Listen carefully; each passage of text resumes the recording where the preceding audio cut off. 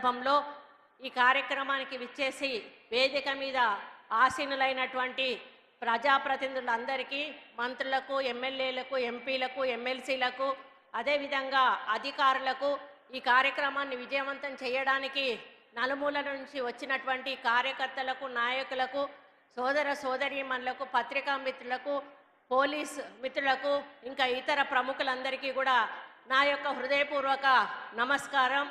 నిజంగా ఇది ఒక శుభదినం అని చెప్పుకోవాలి. ఎందుకంటే ఒక రోజే ఒక ముఖ్యమంత్రి గారు ఒక నియోజకవర్గంలో 800 కోట్ల రూపాయలకు ఈరోజు శంకుస్థాపన చేయడం అనేది మామూలు విషయం కాదు. ఎందుకనంటే ఈరోజు రాష్ట్రంలో ఎంత ఆర్థిక ఇబ్బందులున్నా కూడా అభివృద్ధి, సంక్షేమము, విద్య, వైద్యము అనే విషయంలో మన ముఖ్యమంత్రి గారు ఎక్కడా కూడా మరి కాంప్రమైజ్ అవ్వడం లేదనే విషయానికి ఇది ఒక నిదర్శనంగా చెప్పుకోవచ్చును. మరి ఇక్కడ అభివృద్ధి అనేది కుంటుపడింది అనే విషయం మనందరికీ కూడా తెలుసు. గత ప్రభుత్వంలో పూర్తిగా స్టేషన్ గన్పూర్ను మర్చిపోయిన విషయాన్ని ఇప్పుడు కడియం శ్రీహరి గారు సోదరులు చెప్పినట్టుగా మరి వారు ఈరోజు కాంగ్రెస్ పార్టీలోకి రావడము, అధికారంలో కాంగ్రెస్ పార్టీ ఉండడము, ముఖ్యమంత్రిగా రేవంత్ రెడ్డి గారు ఉండడం వలన ఈరోజు ఈ అభివృద్ధి పనులన్నిటికీ కూడా శంకుస్థాపన చేసేదానికి సాధ్యమైందని చెప్పి నేను ఈ సందర్భంగా విజ్ఞప్తి చేస్తూ ఉన్నాను.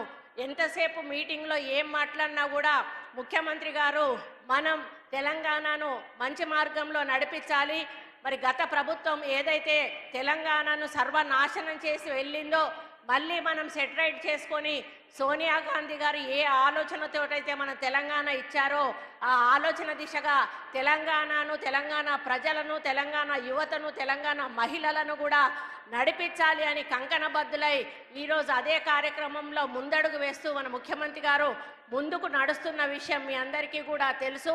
మరి సీతక్క ఈరోజు స్త్రీ శిశు సంక్షేమ శాఖ మంత్రిగా వారు కూడా ఎనలేని కార్యక్రమాలు మహిళలకు అందిస్తూ ముందుకు తీసుకుపోతున్న విషయాన్ని కూడా ఈ సందర్భంగా దాని వెనకాల కూడా మన ముఖ్యమంత్రి గారి హస్తం ఉందని చెప్పడానికి నేను గర్వపడతా ఉన్నాను. కాబట్టి అన్న, మీరు చేసే అభివృద్ధి ఈరోజు వరంగల్ని 2వ రాజధానిగా చేస్తానని మాకు నిధులు ప్రకటించారు, సర్వేలు నడుస్తూ ఉన్నాయి. రాబోయే రోజుల్లో హైదరాబాద్కు సమానంగా వరంగల్ నగరం కూడా తప్పకుండా అభివృద్ధిలో ముందుకెళ్తుందనే నమ్మకం, విశ్వాసం మీ ఆధ్వర్యంలో మాకుంది. తప్పకుండా ఎయిర్పోర్ట్ కూడా వస్తుంది.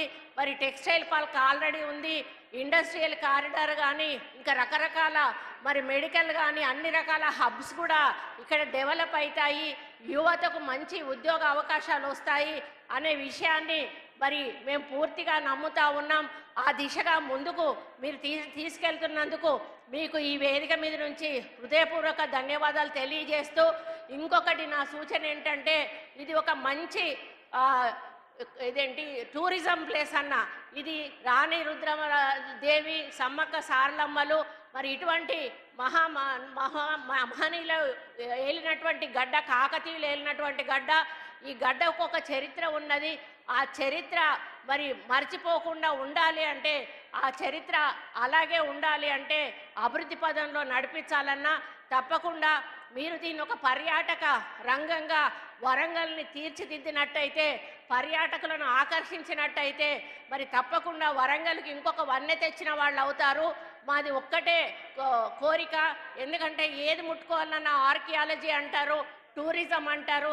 కాబట్టి మీ ఆధ్వర్యంలో tourism, archaeology, forest and endowment 4 departments తోటి ఒక మీటింగ్ ఏర్పాటు చేసి వరంగల్కు ఒక ప్లాన్ ఇచ్చి ఆ ప్లాన్ను అమలు పరుస్తూ ఒక పర్యాటక రంగంగా ఈ యొక్క వరంగల్ డిస్ట్రిక్ట్ను, పాత వరంగల్ డిస్ట్రిక్ట్ను దిద్దుతారని కూడా ఆశిస్తూ మరి ఇంత పెద్ద కార్యక్రమంలో మరి మీరందరూ వచ్చిన సోదరులందరికీ కూడా హృదయపూర్వక ధన్యవాదాలు తెలియజేస్తూ, రేవంత్ అన్న ఉన్నంత కాలం కూడా మహిళలకు మనకు ఎటువంటి ఇబ్బంది లేదు.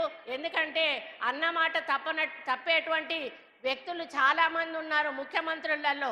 కానీ కాంగ్రెస్ పార్టీ ఎన్నడూ కూడా ఇచ్చిన మాట తప్పలేదు, మరి ఇచ్చిన మేనిఫెస్టో వదిలిపెట్టలేదు. అదేవిధంగా సోనియా గాంధీ, రాహుల్ గాంధీ, ప్రియాంక గాంధీ గారి నోట వచ్చిన మాటను అసలు మర్చిపోయే ముచ్చటే లేదు. దాన్ని అన్నిటినీ కూడా అమలు చేసి ముందుకెళ్తామనే విషయాన్ని ఈ సందర్భంగా విజ్ఞప్తి చేస్తూ, మరి నిన్న అసెంబ్లీలో అన్న మాట్లాడింది అందరూ విని ఉంటారు. ఆ ఒక్క స్పీచ్ ఉంటే చాలు, ఇంకెవరం కూడా మేమేం మాట్లాడాల్సిన అవసరం లేదు. ఆ స్పీచ్ ఒకటే ఈ తెలంగాణలో మేము వచ్చినాక చేసిన అభివృద్ధికి నిదర్శనంగా మన ముఖ్యమంత్రి గారు మాట్లాడారు. దాన్ని మీరందరూ కూడా పదే పదే ఒకసారి ఒకటికి రెండు సార్లు వినండి. అప్పుడు ప్రతిపక్షాలు చేస్తున్నటువంటి ఆరోపణలో ఉన్నటువంటి మరి అబద్ధం ఏంటో మీకు అర్థమవుతుంది. కాంగ్రెస్ పార్టీ చేస్తున్న అభివృద్ధి ఏంటో మీకు అర్థమవుతుంది. కాబట్టి కాంగ్రెస్ పార్టీ ఎప్పుడూ కూడా ఏది ఆశించకుండా ప్రజల సంక్షేమమే ధ్యేయంగా ముందుకు పోతుంది. కాబట్టి మీరందరూ కూడా కాంగ్రెస్ పార్టీని ఆశీర్వదిస్తూ మరి మా వెన్నంటి నడిచి ఇంకా ఎన్నో అభివృద్ధి కార్యక్రమాలు చేసే అవకాశాన్ని మాకు కల్పించాలని, మనమందరం కలిసి మన ముఖ్యమంత్రి గారు వెంట నడిచి తెలంగాణను మొదటి స్థానంలో నిలబెట్టే దిశగా మనమందరం కూడా వారు వెంట నడుద్దామని తెలియజేసుకుంటూ ఈ అవకాశం ఇచ్చిన పెద్దలందరికీ కూడా పేరు పేరున ధన్యవాదాలు అర్పించుకుంటూ